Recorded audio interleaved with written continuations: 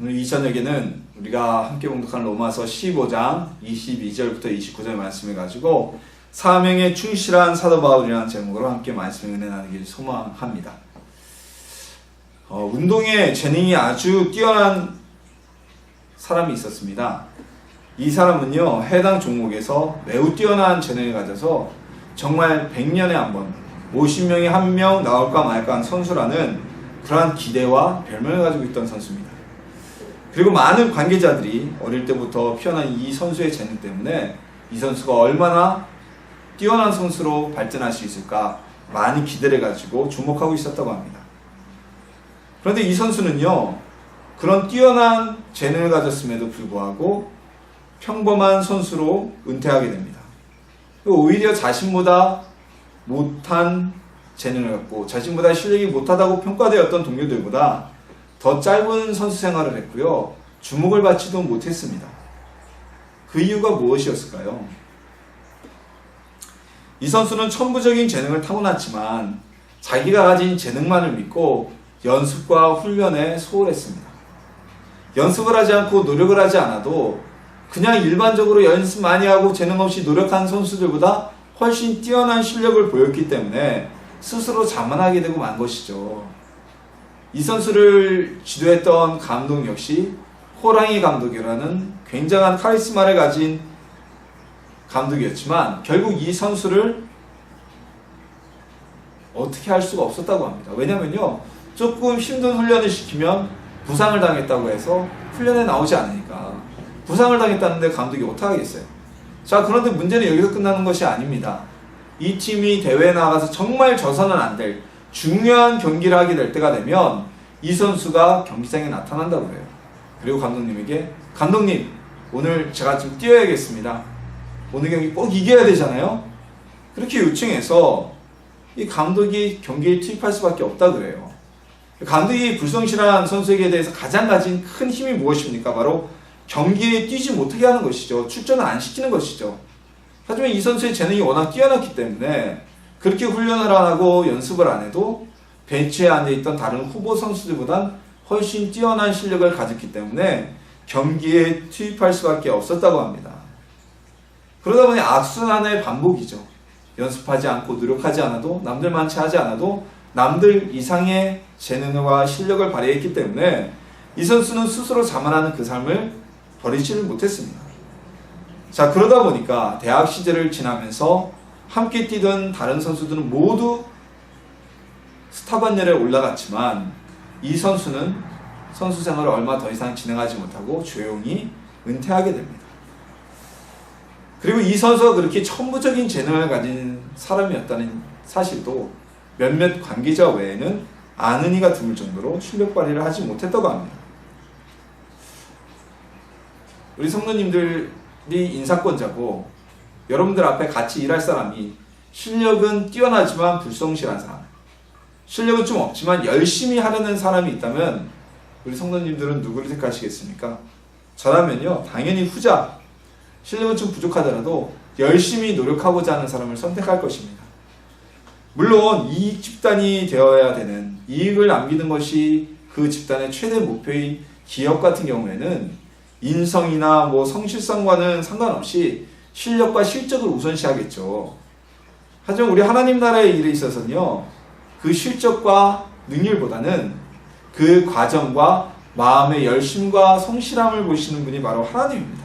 그 열정이 더욱더 중요합니다. 일반 기업체라도요, 아무리 실력이 뛰어나더라도 불성실함이 계속 쌓이게 되면 아마 건수만 있으면 퇴출시키고자 하는 1순위 대상이 되고 말 것입니다. 우리 하나님 나라의 일에는 성실성이 매우 중요합니다. 이 성실성을 우리는 무엇이라고 얘기합니까? 충성심이라고도 얘기하고요, 사명의식이라고도 얘기를 합니다. 오늘 본문을 통해서 우리가 바울이 하나님께 받은 사명에 얼마나 충실된 사람이었는지, 충성된 사람이었는지 함께 나누고요, 우리도 바울처럼 사명에 성실한 충성된 성도가 되기를 주님의 이름으로 소망합니다. 자, 오늘 본문은요, 15장 16장은 로마서의 거의 결론부입니다. 우리가 편지를 쓸 때 서명 인사부, 그리고 본문, 그리고 마지막에 마지막 헤어짐의 인사 부분 이렇게 세 단원으로 우리가 나누잖아요. 이 로마서는 뭐 잘 아시다시피 로마의 교회 번뇌는 바울의 편지였습니다. 그래서 15장, 16장은 보면 바울 개인적인 계획과 로마 교회에 대한 안부와 이런 내용이 담겨있는 마지막 부분입니다. 자, 로마 교회의 성도들에게 바울은 자신이 앞으로 어떻게 하기를 소망하는지를 오늘 본문을 통해서 전하고 있습니다. 본문을 보면요, 사도 바울은 이전부터 이 편지가 전해질 로마 교회에 방문하기를 소망하고 있었습니다. 바울은 서바나, 즉 오늘날의 스페인 지역에 선교를 하고자 하는 열망이 가득했습니다. 그래서 로마 교회를 통해 그 서바나에 선교를 할 후원을 받고 스페인 지역에 선교를 하기를 원했습니다. 그러기를 오랫동안 사모하고 있었습니다. 하지만 오늘 본문의 내용처럼 바울은 스페인은 물론 로마 교회도 아직까지 방문하지 못하고 있었습니다. 오히려 로마서를 쓰는 이 시점에 바울은 로마가 아닌 지리적으로 로마와는 반대 방향에 있는 유대 예루살렘으로 가게 됩니다. 마게도냐와 아가야에 있는 성도들이 예루살렘 교회의 가난한 성도들을 위해 모금한 구제원금을 전달하기 위해서 예루살렘으로 떠날 채비를 하고 있었던 것입니다. 사도 바울은요, 끝까지 그러나 내가 유대로 갔지만 예루살렘으로 갔지만 그 일을 마치고 로마로, 너희가 있는 로마 교회로 내가 간절히 가기를 소망한다고 의지를 다시 한번 표현하고 있습니다. 사도 바울이 초대교회의 위치가 어떻게 됩니까? 사도 바울의 초대교회의 위치는요, 예수님의 12사도 그리고 사도 바울, 어깨를 나란히 하는 교회의 지도자였습니다.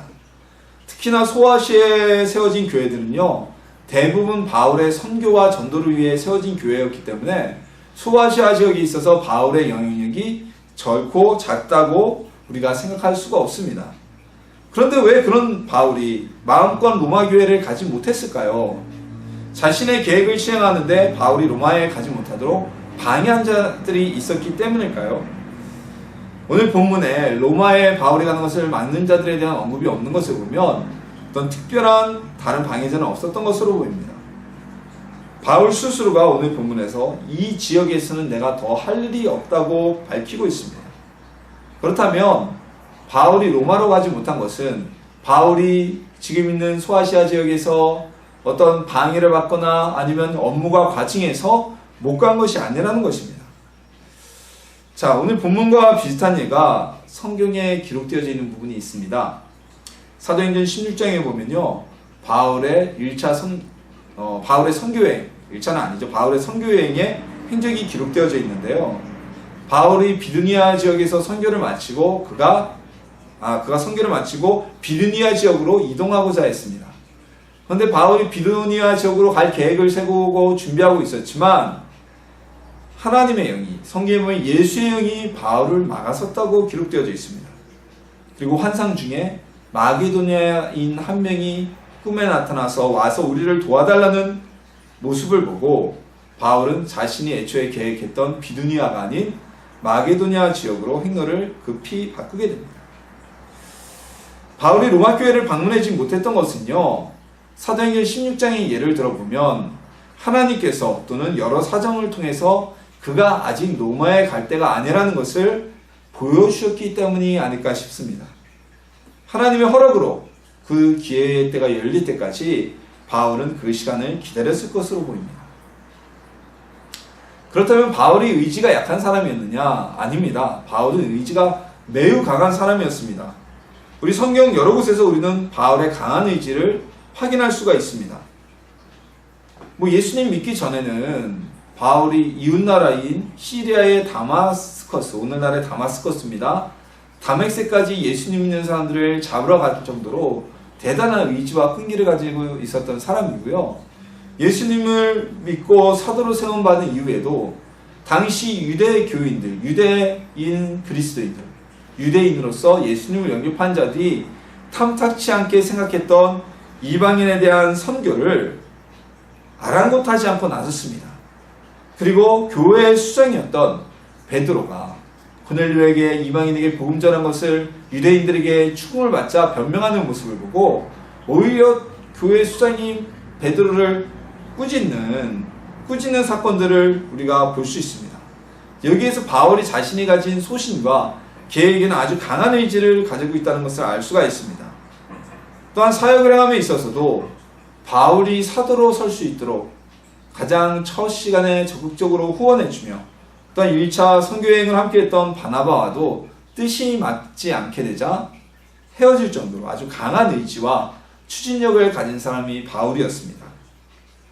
하지만 바울은요, 로마로 감에 있어서 자신의 의지를 내세우기보다는 하나님의 때를 기다렸습니다.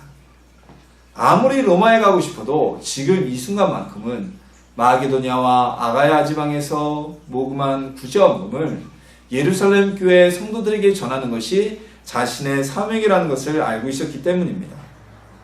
물론 바울이 직접 가지 않고 다른 일을 통해 보낼 수도 있을지 모릅니다. 그러나 그것은 직접적인 사명을 감당하려고 하는 자신의 바람과는 하나님의 뜻과는 반대의 길로 갈 수 있기 때문입니다. 우리도 하나님의 때와 바람에 순종하는 하나님의 자녀들 되기를 소망합니다. 우리의 의지보다는 하나님의 뜻을 우리가 따를 수 있는 주의 자녀가 되기를 예수님의 이름으로 축원합니다. 바울은요, 이제 비록 내가 지금은 로마를 향하여 가지는 못하지만 꼭 그곳을, 로마 교회를 너희를 위하여 방문하겠다는 소망을 결코 버리지가 않습니다. 자, 성공하는 사람들을 보면요, 한 가지 공통점이 있습니다.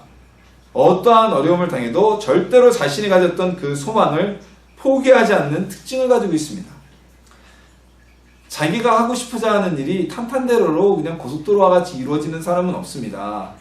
뭐 요즘에 사회적으로 얘기하는 소위 금수저 얘기를 하죠. 어릴 때부터 정말 돈 많은 부모에게 태어나서 돈 걱정 없이 하고 싶은 거 다 하고 있는 사람. 그러나 그 사람들이 돈이 많다고 해서, 주변 환경이 좋다고 해서 자기의 꿈을 다 이룰 수 있다고는 우리는 생각할 수가 없습니다. 자신의 꿈은 돈이 아니라 다른 곳에 있을 수 있고요. 돈으로도 우리가 살 수 없는 꿈들이 있죠. 어떤 환경에서든지 정말 좋은 환경에서 태어났든 아니면 어려운 환경에서 태어났건 자신의 꿈을 포기하지 않는 사람이 그 꿈을 이루고 꿈의 삶을 살아갈 수가 있게 됩니다. 아이들 중에요, 이런 애들이 있습니다.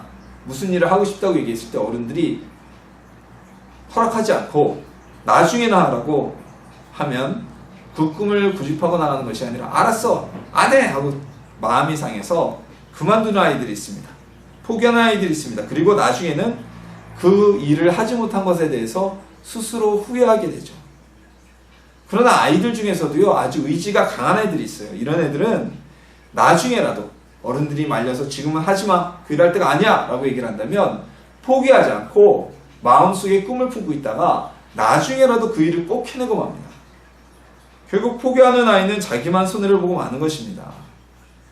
바울이 로마로 가기를 그렇게 소망하고 스페인에 선교하기를 소망했지만 번번이 그 기회가 오지 않았습니다. 오늘 로마서를 쓰는 이 순간에도 바울은 로마의 반대편인 예루살렘으로 가게 되었습니다. 그러나 바울은 이 로마로 가고자 하는 소망을 결코 포기하지도 않고 접지도 않았습니다. 로마에 가서 스페인에 선교하고자 했던 바울의 소망이 얼마나 강했냐면요, 예루살렘에 바울이 가죠. 그리고 예루살렘 성전에서 기도를 하러 가다가 유대인들에게 붙잡혀서 소란이 나게 됩니다. 그리고 총독에게 끌려갔을 때 재판을 청하게 됩니다. 근데 그 재판 가운데서는 바울이 아무런 죄가 없다는 것을 소명할 수 있었습니다. 그리고 총독의 무죄 선고로 인해서 바울은 그 자리에서 풀려날 수도 있었습니다.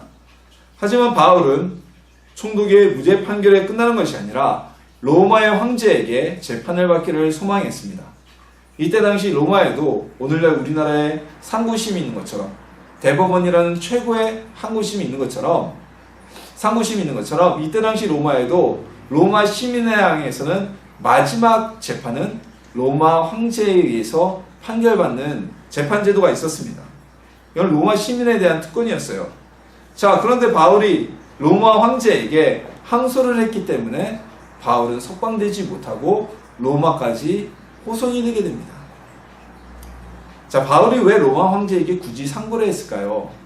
그것은 복음을 전하는 것이, 예수를 믿는 것이 완전한 죄가 아니라는 완전한 무죄 판결을 위한 것이기도 했지만, 실상은 로마에 가서 이 로마 교회를 방문하고 무죄 판결을 받아 스페인으로 선교를 가고자 했던 그 소망과 열망이 있었기 때문입니다. 자, 로마로 가는 재판을 위한 호송이었기 때문에 바울이 개인적으로 방문하는 것보다 훨씬 빠른 배편 등 여러 면에서 빠른 경로를 택할 수 있었을 것이기 때문입니다. 비록 바울이 죄인 신분이긴 했지만 로마로 호송 가는 동안에는 자유로운 모습을 가지고 지내다닐 수가 있었어요. 병사들과 함께 거하면서 자, 바울이 예루살렘으로 가는 사명을 감당했습니다. 그는 지금 이 순간에 나에게 주어진 하나님의 사명은 예루살렘으로 가야 되는 것이라는 것을 깨닫고 그 사명을 감당했습니다.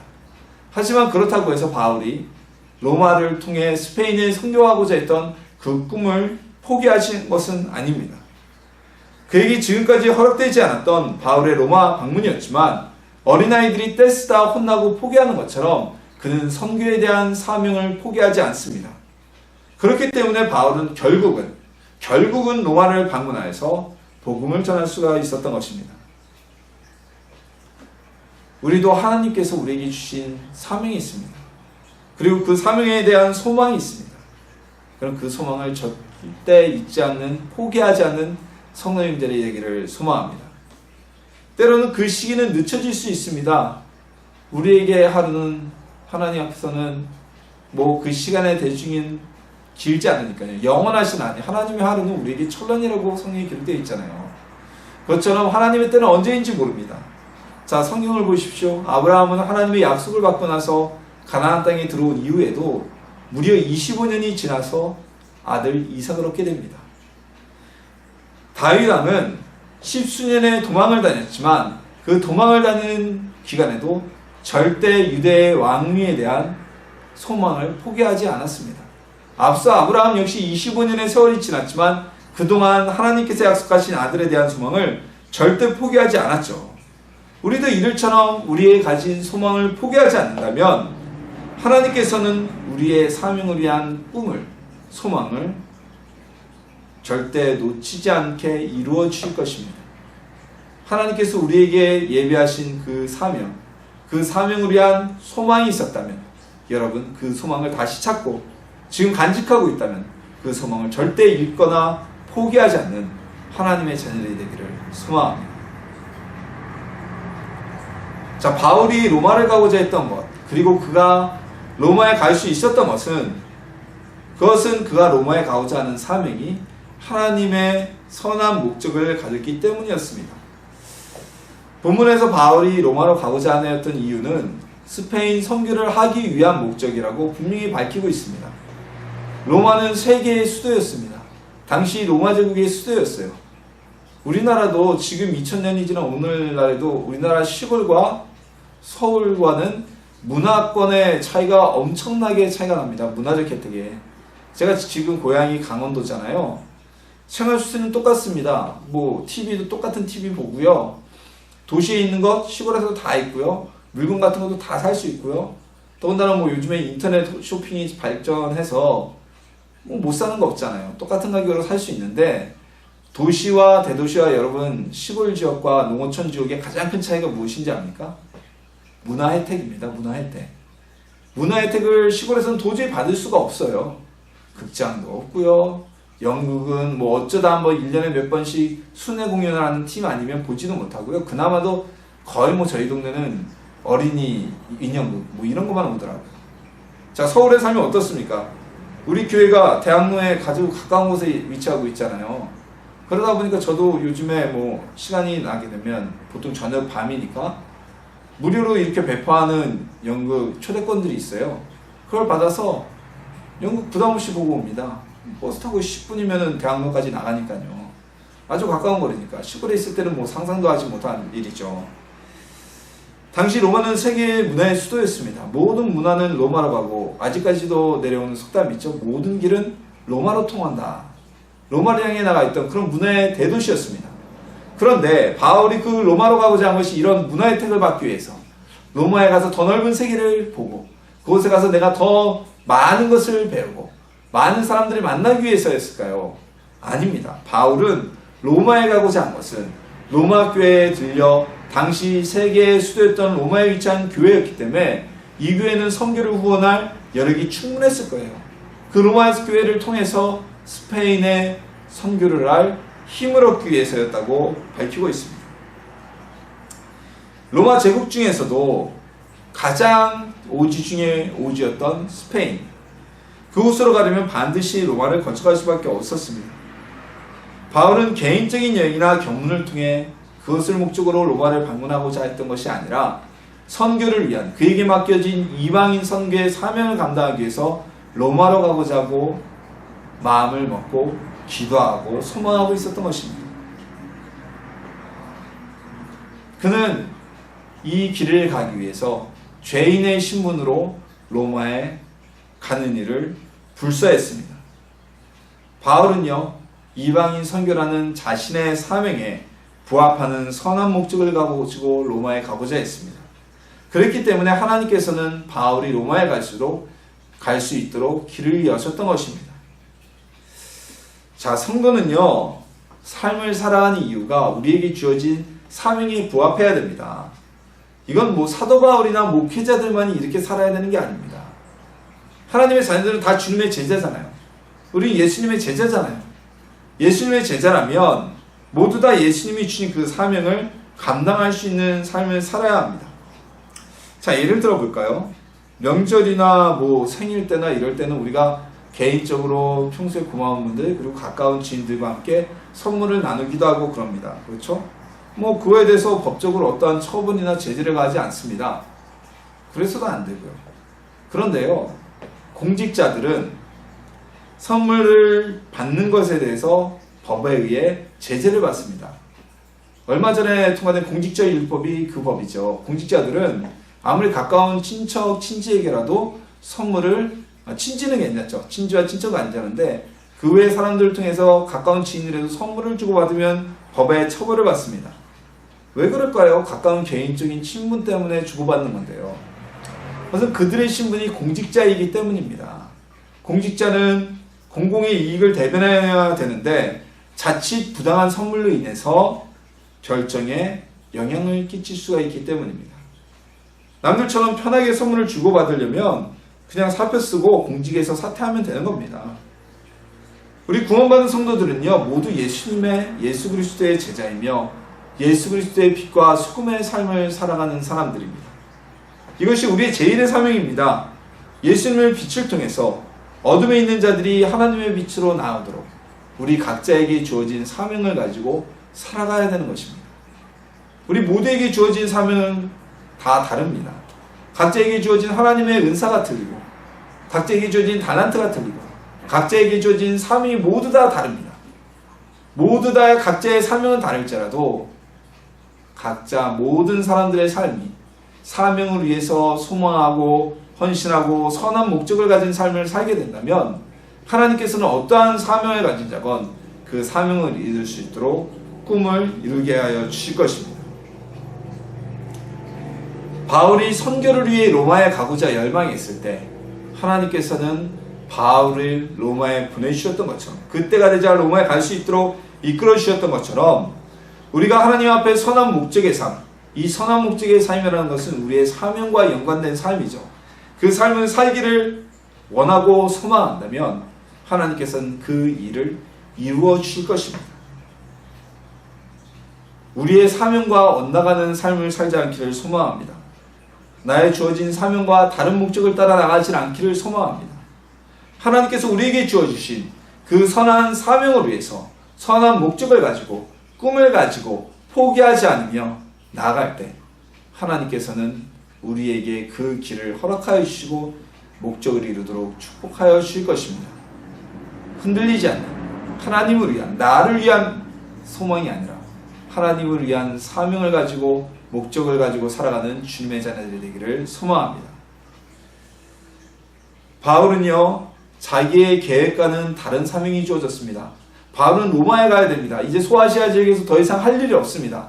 그럼 이제 자기가 꿈꾸는 로마를 향해 달려가야 되는데 바울에게는 예루살렘에 가야 될 다른 사명이 주어졌습니다. 그러나 이 바울은 자신이 예루살렘에 가는 것에 대해서 전혀 불평하지 않았습니다. 왜냐하면 그것은 자신의 사명이었기 때문에 그 일에 최선을 다했습니다. 그러나 바울이 로마에 가서 스페인에 선교를 하려고 했던 그 소망을 바울은 포기하지 않았습니다. 지금은 내가 하나님의 뜻에 의해 예루살렘에 가지만 결국은 이방인 선교라는 큰 사명 속에 있는 스페인 선교를 위해 나는 로마에 가겠다는 그 소망을 포기하지 않았습니다. 하나님께서는 때가 되자 바울의 소망처럼 그가 로마에 방문할 수 있도록 해주셨습니다. 바울이 이방인 선교라는 자기의 사명을 감당하기 위해서 선한 목적과 소명을 가지고 있었기 때문입니다. 우리도 우리의 계획과 다른 하나님의 사명이 주어질 때 불평하지 않기를 소망합니다. 순종하기를 바랍니다. 우리가 하나님께서 주신 사명에 충실하고 그리고 그 사명을 위한 선한 목적을 가지고 소망을 둔다면, 포기하지 않는다면 때가 이르면 우리 주님께서는 우리에게 그 소망을 이루는 길을 열어주실 것입니다. 우리의 소망은 선한 목적을 가진 선한 소망이어야만 합니다. 우리의 사명을 충실히 이룰 수 있는 소망이어야만 합니다. 하나님께서는 그때 우리의 소망이 사명에 부합되는 거룩한 소망들이 이루어지도록 인도하여 주실 것입니다. 사명을 감당해서요, 이 땅에서도 그 소망을 이루고 이 땅만이 아닌 하늘에 예비된 놀라운 축복도 받아누리는 주님께서 주신 사명에 충실한 충성된 성도들이 되기를 예수님의 이름으로 축원합니다.